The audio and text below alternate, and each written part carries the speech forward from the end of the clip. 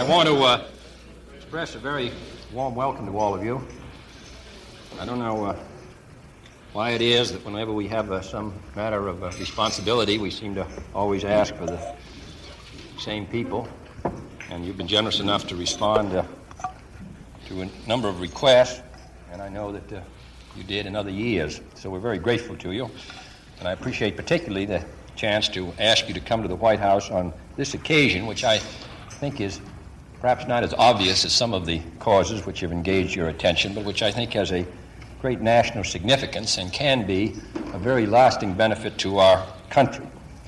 This is a matter, I think, of national concern. Washington is an artificial city organized for the purpose of government, and is removed to a good deal from the rest of industrial life, business life, and therefore it belongs in a very real sense to all America.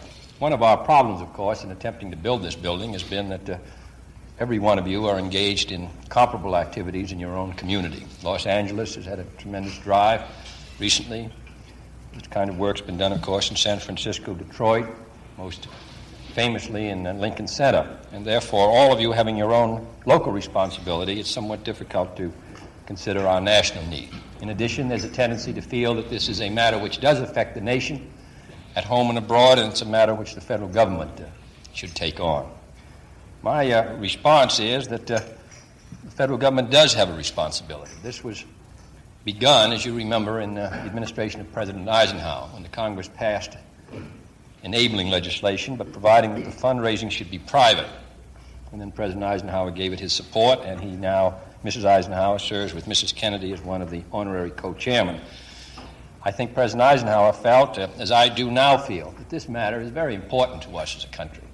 We brought in the last 2 years 75 heads of state who, their view of America has a good deal to say what their policies will be at home and their relations with us abroad. And we are the only national capital that does not have a center which expresses our national cultural aspirations, life, and experience.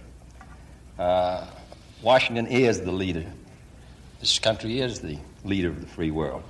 And this is a very important phase of human life. And for us to leave it unnoticed here in Washington, to let these people pass through this capital and move on without recognizing what a tremendously vital force this is in American life, I think it's a great mistake. I think it downgrades our system. And when the Soviet Union has exploited this vein in their national life so successfully for their own purposes, I wouldn't suggest we do it in their way, but it is a most impressive operation that they've carried out. And the influence it's had on our opinion of them and the influence it's had throughout the world has really been extraordinary. It's the most successful propaganda effort they had. I read the conversation between the King of Laos and the King of Thailand after a visit to the United States. The thing that impressed him most was the cultural activity in the Polish capital. Well, obviously organized by the government, directed by the government. The influence is pervasive. And I think that it's important that the United States be represented. This is a very vigorous cultural country, very vital. A good many millions of Americans are interested in this phase of our life, but it's not expressed in the capital. And this is the point of the spear. I wondered if you would be willing to stay a few minutes extra after this luncheon. I think I'd like to have Mr. Breach, Mr. Stevens say a word about what we've done, what we're planning to do, and what we'd like to have you do if you find it possible. In the meanwhile, I express my personal thanks.